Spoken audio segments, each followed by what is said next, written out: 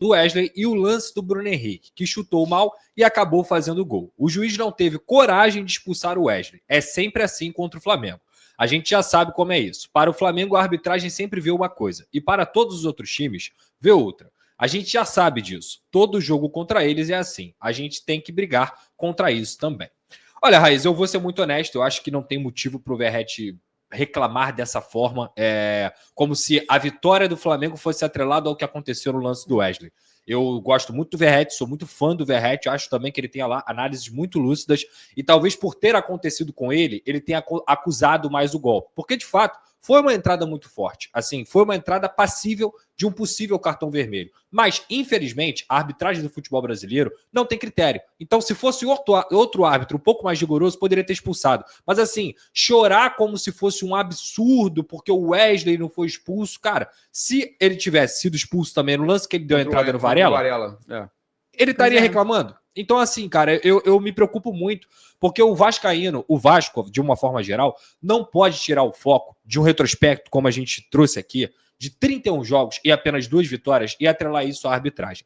E quando eu digo isso, exemplo, como a Raíza destacou muito bem, o Flamengo é uma equipe que tem um mental muito forte. O Flamengo joga os 90 minutos. Apesar do Flamengo não ter feito um grande primeiro tempo, e isso também é atrelado ao mérito do Vasco da Gama, que conseguiu marcar alto o Flamengo, e talvez a grama tenha atrapalhado, Papa, mas eu acho que muito mais a postura do Vasco de marcar alto o Flamengo atrapalhou. O Vasco no segundo tempo deu uma... Exato. E isso é muito difícil você conseguir marcar alto os 45 minutos direto dos 2 tempos. Então, o que o Vasco fez, na minha visão? O Carille, ele entrou com 3 volantes, ele colocou o Jair, o Hugo Moura e o Cocão dessa posição aqui, como se fosse um triângulo. Ele colocou o Hugo Moura junto com o Paulo Henrique e o Cocão junto com o Piton. O jogo do Piton, ele ficou muito prejudicado justamente porque no primeiro minuto ele tomou um amarelo. E o Wesley hoje é o melhor lateral direito do Brasil. Então, a partir do momento que o Wesley joga em cima do Piton com o amarelo, o jogo do Piton vai pro lixo. Porque ele fica com medo de marcar o Piton, de marcar o Wesley, ele tira o pé, inclusive ele até escorregou em alguns momentos, estava com uma chuteira nova, até trocou a chuteira depois no segundo tempo, fez uma partida muito ruim e o Flamengo começou a atacar apenas pelo lado direito. Quando o Vasco conseguiu neutralizar aquilo ali com o Cocão, o Vasco começou a entrar no jogo. E na minha visão, na minha humilde visão, o Vasco foi levemente superior ao Flamengo no primeiro tempo. Tanto é que o grande lance da partida sai do pé do Ryan.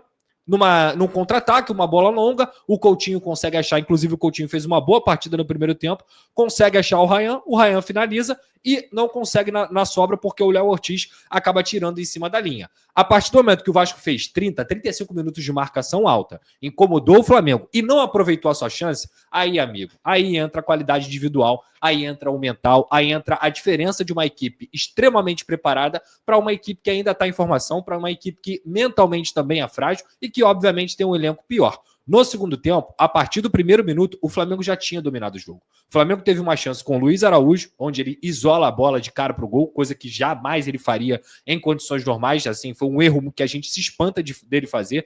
Depois o próprio Luiz Araújo coloca uma bola na trave e isso tem 10, 15 minutos. O Carille faz uma substituição e ele coloca o reforço do Vasco, que chegou depois de todo mundo. O Lloyd chegou na sexta-feira, o Lloyd só teve uma sessão de treinamento com o Vasco da Gama, enquanto o Nuno Moreira, que era o reforço mais badalado e estava no futebol português, melhor jogador do futebol português de janeiro, e o Garré, o Nuno nem entrou, o Garré entrou depois. E o Vasco da Gama demorou muito a mexer. Então, a torcida não só vaiou, como xingou o Fábio Carille no segundo tempo, porque se tinha alguma chance do Vasco equilibrar alguma coisa com o Flamengo na partida, quando o Vasco já estava mal, o Flamengo já tinha crescido de rendimento, inclusive o Papa destaca o Plata aqui, o Plata começa o jogo na direita, e quem começa o jogo na esquerda é o Luiz Araújo. O que ele faz? Ele troca as pontas. Quando ele troca, o Plata faz o quê? Faz a jogada do gol. E isso confunde a marcação do Vasco da Gama. Então, assim, faltava o quê? O Vasco responder nas trocas. Ele não conseguiu responder, o cara ele demorou a mexer. E quando um time, como a qualidade do Flamengo, se você der 3 chances para ele, uma ele vai fazer. O Vasco não, o Vasco chega a 10, e eu não estou dizendo que chegou a 10, mas o Vasco chega a 10 para conseguir uma. Então é muito difícil quando você tem uma discrepância tão grande de elenco e quando você tem uma discrepância tão grande de postura do primeiro tempo para o segundo tempo, você conseguir segurar o time do Flamengo. E quando você não faz o seu gol. Exatamente. Se o Vasco você faz 1-0, você não consegue? Exato, Papa. Se o Vasco faz 1-0, Papa, o que você tem? Uma postura diferente no segundo tempo. Ia jogar para furar a bola. Essa era a verdade. Um ânimo maior, né? Exato. Uma disposição. Ou encontrar aquela encontrar o segundo gol. Exato, ou encontrar o segundo gol no contra-ataque, porque o outro time ia ter que se expor. O problema desse jogo, e o que mais irritou o torcedor vascaíno na minha visão, é o Carille parecia que ele estava tranquilo, como se tivesse um segundo jogo, mesmo com 1-0, só que ele esqueceu, ou não sei se ele esqueceu, que o Flamengo tem a vantagem do empate. Então o Vasco vai ter que fazer 2-0 no Flamengo e torcer para não tomar gol. Porque o problema, que já é difícil, do Vasco fazer 2-0, não é só fazer 2-0, é não tomar gol. Qual é a chance do Flamengo não fazer um gol no Vasco no Maracanã? É muito pequena de não acontecer. Então, assim, e eu digo mais, o Lucas Freitas fez uma boa partida, o João Vitor fez uma boa partida, o Bruno Henrique, com todo respeito ao Bruno Henrique, que eu sou muito fã dele, ele é o rei dos clássicos realmente do século XXI, ele é decisivo, ele não estava jogando nada, ele não estava acertando nada. A partir do momento que ele tem uma chance, ele vai lá e decide. Coisa que o time do Vasco não tem. E ele quase entregou o gol pro Jair. Exato. Coisa que o time do Vasco não tem. Então, assim, o que mais entristece é justamente um time... Eu não vou ficar feliz aqui, Papa, de uma equipe jogar 45 minutos se o jogo tem 90. Tem torcedor vascaíno que tá comemorando, pelo menos competimos 45 minutos. Não, cara. Foi 25 na Taça Guanabara, 45 agora, talvez 65 no próximo. Quando vai jogar 90? Quanto que vai jogar decentemente? Quanto que o Vasco vai voltar a ser o Vasco? Eu não digo só em questão de time com potencialidade, não. É encarar e jogar de igual para igual, não perder o mental, entendeu? Então o Flamengo, na minha visão, com certeza foi muito mais crucial no segundo tempo. E agora a missão do Vasco, é uma pergunta até do nosso editor, a missão do Vasco é muito difícil.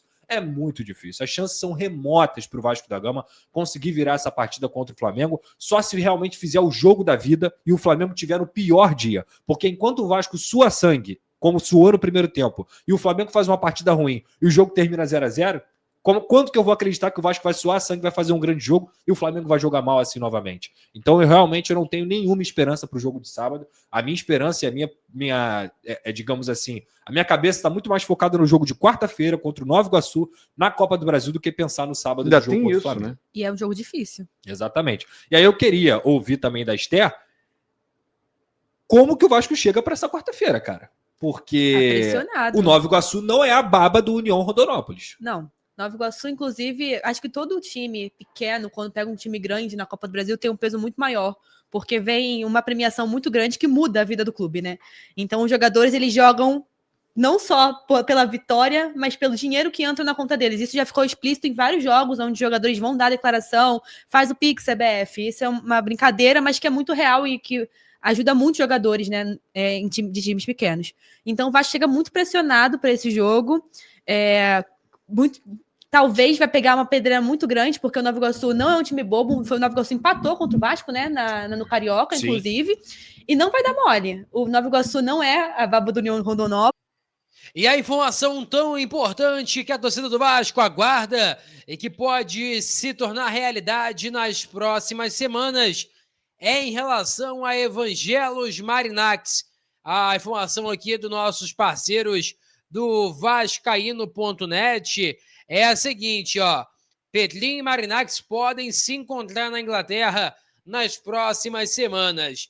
As informações que chegam é que o Marinax teria convidado, né, o presidente do Vasco para conhecer as instalações do Nottingham Forest.